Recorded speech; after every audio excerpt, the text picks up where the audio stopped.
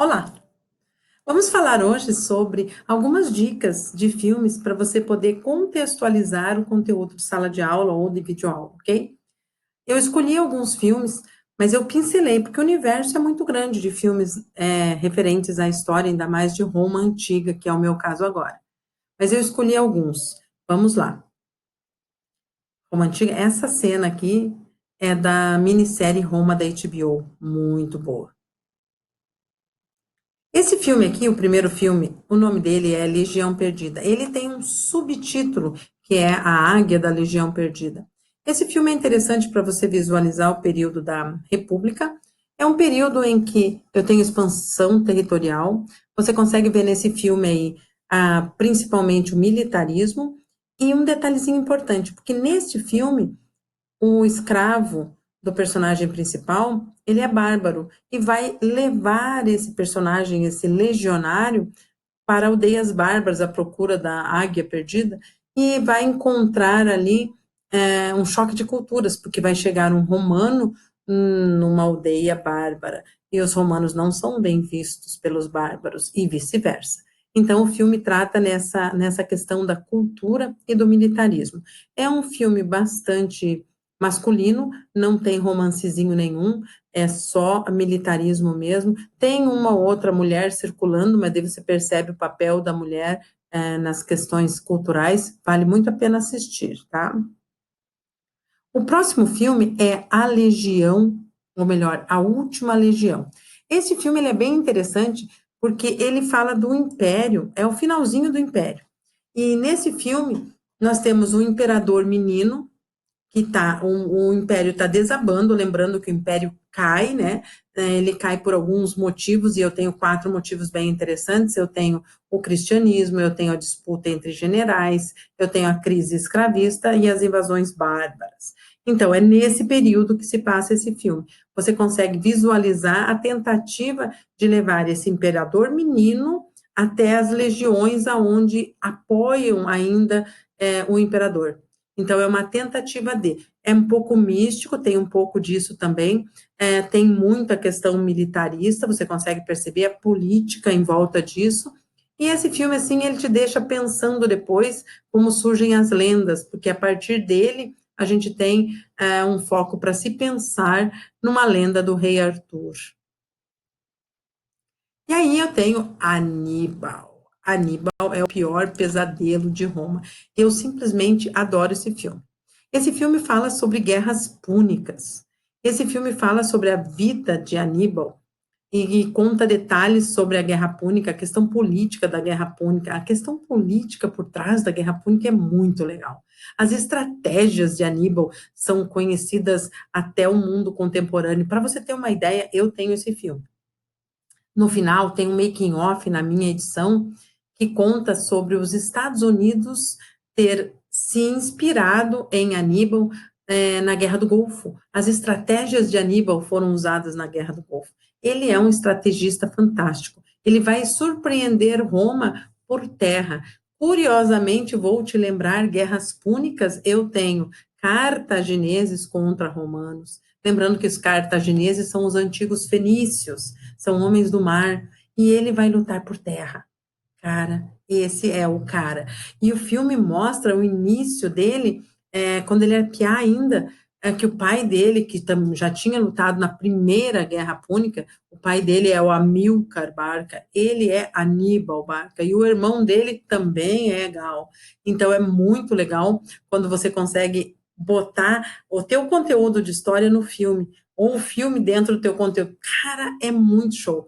Eu simplesmente adoro. É um dos filmes que eu adoraria passar em sala, só que por ter tempo pequeno não rola, né? Mas vale a pena demais. E se você assistir, por favor, comente comigo. Me procure nas redes sociais e diga: Ei, Bill, que eu assisti. Eu vou curtir muito conversar com você sobre esse filme. Vale muito a pena. E aí? Daí eu tenho o próximo filme, é o Gladiador. O Gladiador é um clássico. Vamos lembrar quem é Gladiador. Gladiador são homens, são prisioneiros de guerra que vão lutar para enriquecer os seus proprietários e distrair a nobreza e também os plebeus. Lembra da política do pão e circo? Aparece muito bem. Nesse filme aqui você consegue visualizar muita coisa, até porque esse personagem aqui, o Máximos, ele é, antes de ser um gladiador, um escravo que vai morrer, e sim, os gladiadores se saúdam, aqueles que vão morrer te saúdam. Eles trabalham para isso, né? Eles sobrevivem todos os dias para dar um espetáculo, mas eles vão morrer em determinado momento. Então, Máximos, ele, antes de ser um gladiador ou ser um escravo, ele era um general, ele era um gal, e ele era muito adorado pelo imperador. E aí causou ciúme no filho do imperador, o Cômodos, que vai, por ordem, né, dinastia, vai ser imperador. Então, que essa sequência toda é que Cômodos vende ele para como escravo. E aí se rola o filme todo em cima disso, ele tentando voltar para Roma, tentando dizer quem ele é, tentando salvar Roma ou lutar por Roma. E nesse filme você consegue visualizar a questão política, a questão militar, como um general era amado pelo seu exército, a ponto de ser aclamado como imperador. Por isso, quando a gente tiver o final do império, a gente tem disputa entre generais, porque os generais poderiam virar imperadores, então eles estavam disputando poder. Esse filme mostra questão cultural, mostra a questão militarista, mostra a questão social e mostra os bastidores do que é um grande show dentro do Coliseu. Mostra, inclusive, como era o Coliseu no seu esplendor da política do pão e circo. Vale muito a pena ver. É um daqueles que comenta comigo depois. E o próximo, eu coloquei aqui para vocês, é uma série. Essa série é Roma, da HBO. É uma série fantástica. Eu até botei uma sinopsezinha aqui do ladinho para ti. É uma série que mostra aí o período da República.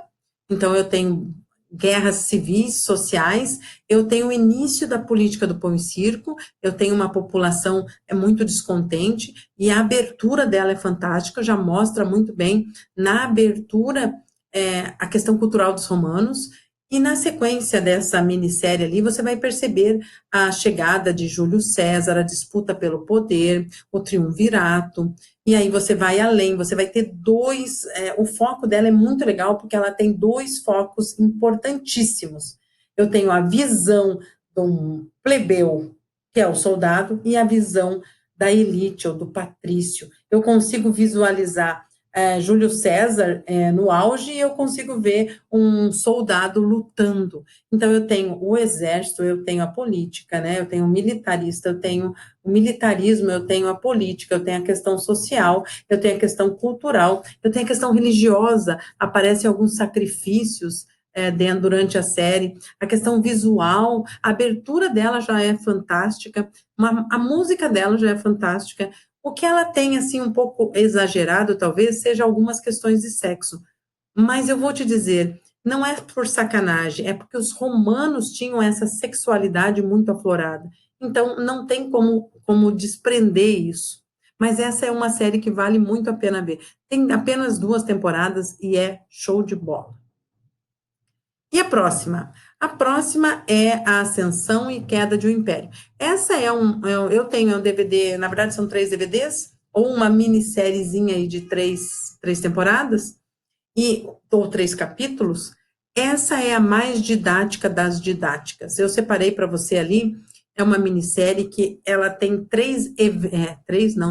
6 eventos importantes.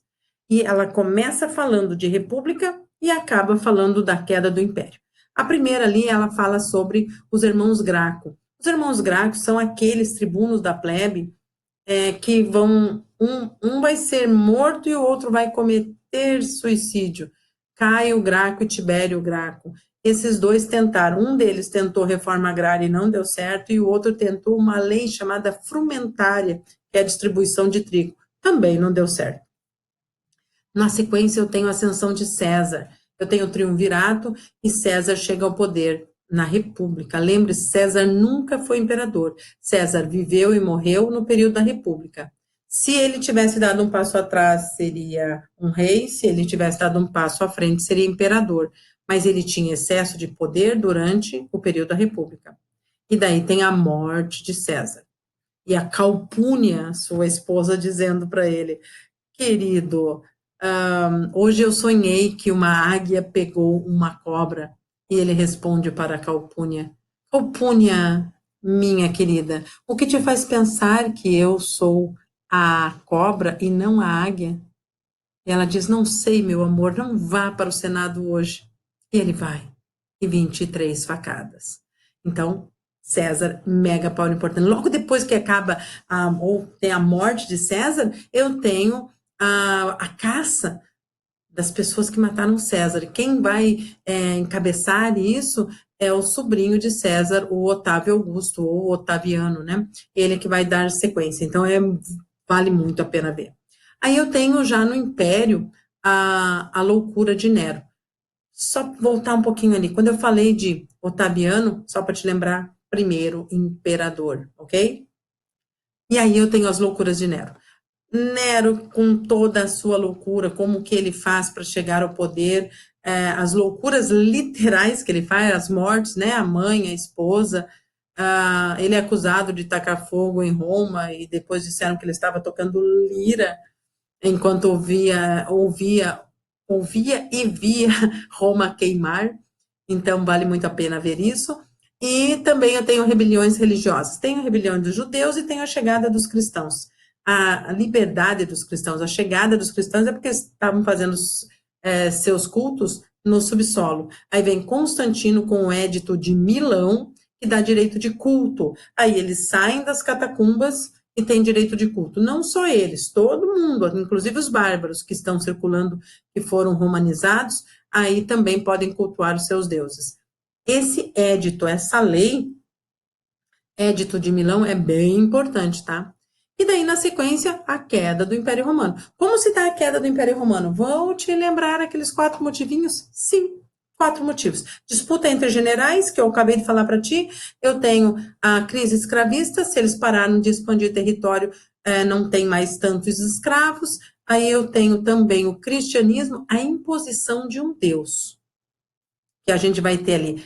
Constantino deu o direito de culto. Teodósio vai transformar a religião cristã em oficial dentro do Império Romano. E isso é muito difícil de aceitar. Um adulto não aceita deuses novos ou um deus novo.